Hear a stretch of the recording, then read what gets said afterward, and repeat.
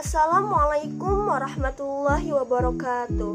Perkenalkan, kami dari kelompok 11 yang saya sendiri bernama Khairunisa dan 3 teman saya lainnya yang bernama Muhammad Farhan Septian, Panji Maulana Firdaus, Riana Hernawati, dan Lutfi Purnama Ramadhani.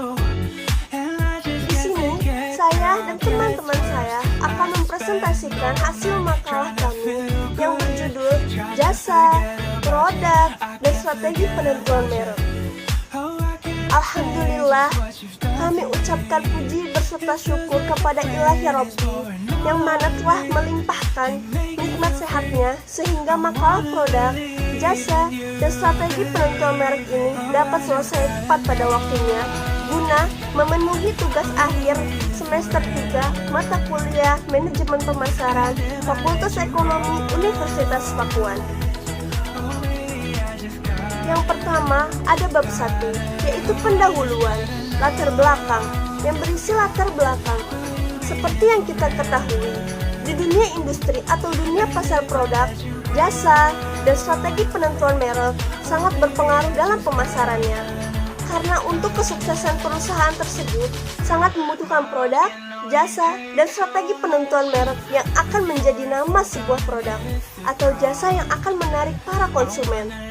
Untuk itu, di sini kami akan membahas mengenai produk, jasa, dan strategi penentuan merek. Strategi merek pribadi telah menjadi kategori unggul, keterampilan manajemen, dan dasar untuk menetapkan pelanggan dalam saluran eceran. Saluran pemasaran yang dihadapi semakin sengit, yang meliputi pelanggan dalam saluran eceran, meliputi pembangunan berkelanjutan, jenis produk baru, kategori baru manajemen dan merek pribadi sendiri yang memenuhi pelanggan yang beragam tuntutan. Dengan kemajuan pemasaran yang cepat, lebih inovatif, jenis saluran eceran seperti departemen toko, distro, hypermarket, grosir gudang, pusat pembelanjaan, dan pusat-pusat outlet dikembangkan dan diperkenalkan ke pasar. Namun, saluran retail di pangsa pasar tanpa kebijakan pembangunan merek swasta tidak dapat mengatasi persaingan saluran eceran.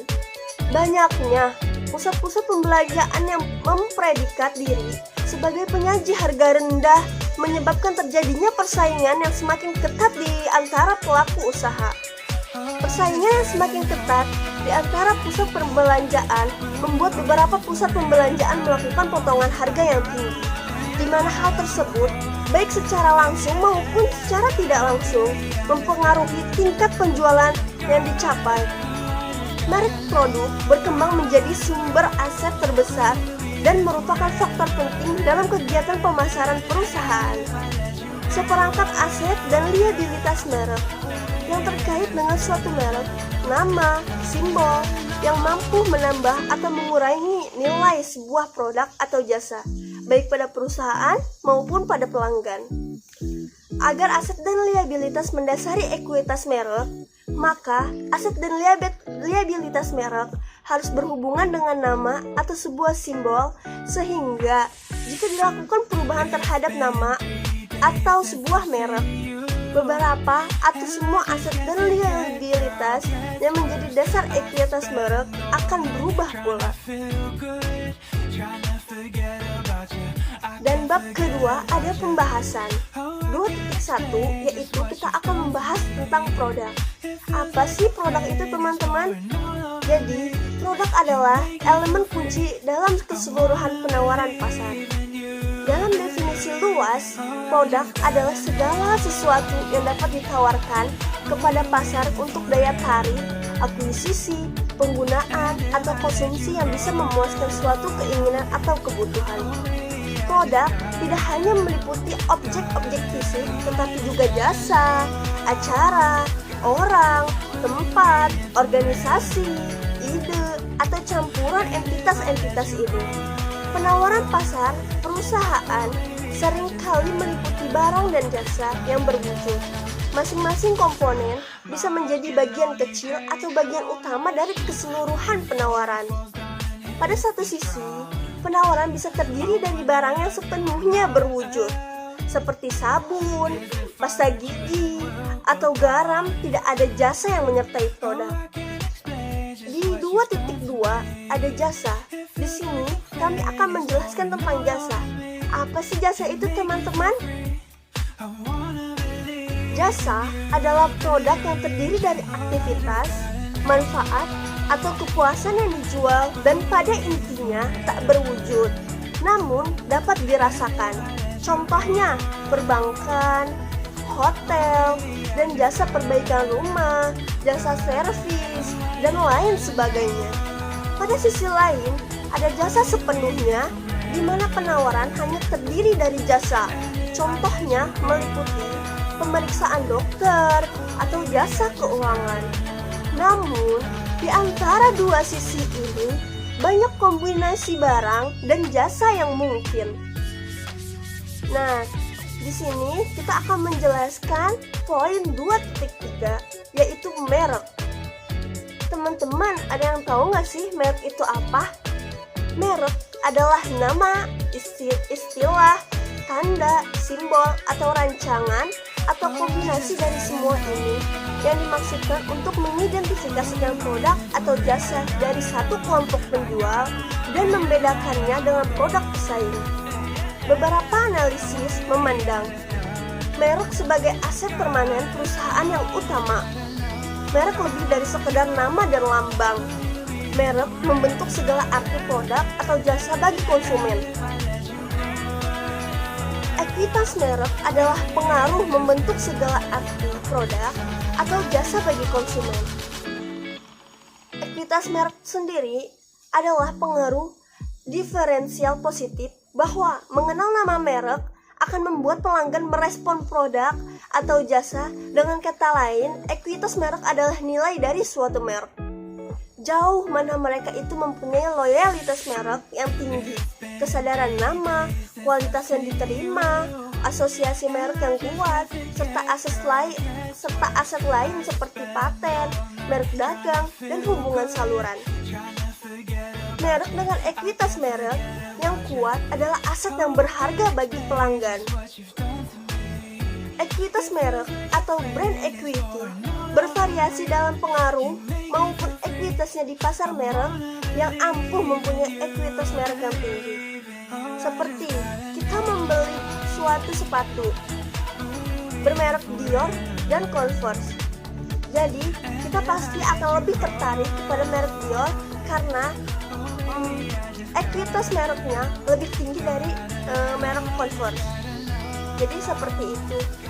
Perkenalkan, nama saya Panji Maulana Firdaus dengan NPM 02119392. Produk dan jasa. Produk dan jasa dibagi dalam dua kategori luas berdasarkan jenis konsumen yang menggunakannya. Yang pertama ada produk konsumen. Produk konsumen adalah produk yang dibeli oleh konsumen akhir, biasanya digolongkan menurut kebiasaan belanja konsumen, meliputi A. Produk kebutuhan sehari-hari. Produk kebutuhan sehari-hari adalah produk dan jasa yang sering dan cepat dibeli oleh pelanggan dan disertai usaha yang sedikit dalam membandingkan dan membeli, misalnya sabun, permen, dan cemilan makanan. B. Produk belanja. Produk belanja adalah produk dan jasa konsumen yang jarang dibeli pelanggan, membandingkan menentukan harga, kualitas, dan nilainya dengan cermat, contohnya mebel, pakaian, dan jasa hotel. C. Produk khusus. Produk khusus adalah produk konsumen dengan karakteristik unik atau identifikasi merek yang dicari oleh kelompok pembeli tertentu sehingga mereka mau mengeluarkan usaha untuk memperolehnya. D. Ada produk tadi-tadi. Produk tadi-tadi adalah produk konsumen yang keberadaannya tidak diketahui atau jika diketahui pun tidak terpikir untuk membelinya. Yang kedua ada produk industri.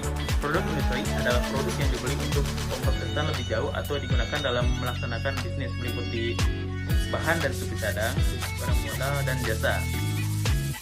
Nah, dalam membangun merek, perusahaan harus membuat keputusan tentang satu, positioning merek. Yang kedua ada pemilihan nama merek. Yang ketiga ada sponsor merek. Dan keempat, pengembangan merek. Materi selanjutnya akan saya sampaikan yaitu tentang dalam membangun merek, perusahaan harus membuat 4 keputusan. Yang pertama, ada positioning merek. Yang kedua, ada pemilihan nama merek. Yang ketiga, ada sponsor merek. Yang keempat, ada pengembangan merek. Selanjutnya yaitu ada perusahaan juga mempunyai 4 pilihan ketika perusahaan mengembangkan merek, yaitu perusahaan dapat mengenalkan. Yang pertama ada perluasan lini. Perluasan lini yaitu menggunakan nama merek sukses untuk mengembangkan tambahan barang jasa dalam kategori produk. Yang kedua yaitu ada perluasan merek, yaitu ada menggunakan nama merek sukses untuk menginformasikan produk baru atau modifikasi produk. Yang ketiga yaitu ada multimerek. Multimerek yaitu seringkali disebut nama merek sukses untuk modifikasi kategori yang sama. Yang keempat yaitu ada merek baru. Perusahaan dapat menciptakan merek baru, yaitu ketika memasuki kategori produk baru. Selanjutnya yaitu ada hubungan dan interaksi yang luas. Itu dapat dilihat dari yang pertama ada manajemen aset merek. Perusahaan harus banyak memperhatikan tentang pengelolaan titik sentuh seperti yang dilakukan perusahaan ketika membuat iklan. Yang kedua yaitu ada manajemen aset merek. Perusahaan harus banyak memperhatikan pengelolaan titik sentuh seperti yang diperbarui ketika membuat iklannya. Yang ketiga yaitu ada karakteristik jasa. Karakteristik ini terbagi menjadi 4 bagian. Yang pertama yaitu ada karakteristik tak terwujud. Yang kedua yaitu ada karakteristik tak terpisahkan. Yang ketiga yaitu ada karakteristik variabilitas. Dan yang keempat yaitu ada karakteristik dapat musnah. Demikian materi yang saya sampaikan. Selanjutnya akan disampaikan oleh teman saya.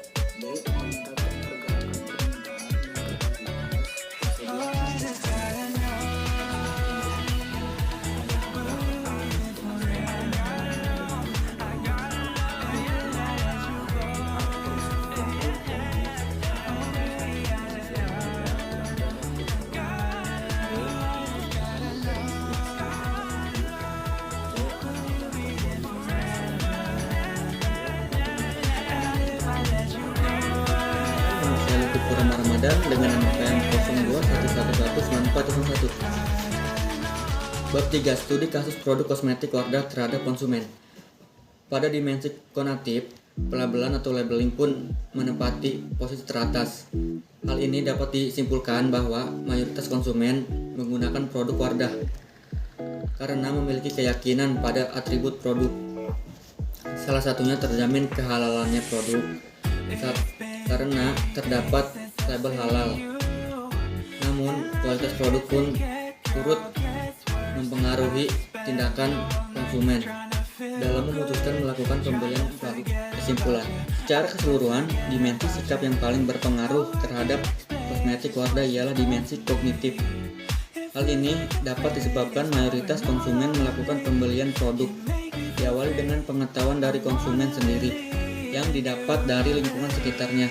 Contohnya, seperti kebutuhan akan produk kosmetik yang tepat akan memicu konsumen untuk mencari informasi secara langsung untuk memuaskan keinginan tahuannya terhadap produk yang akan dibeli melalui rekomendasi orang-orang di sekitarnya hingga wira niaga.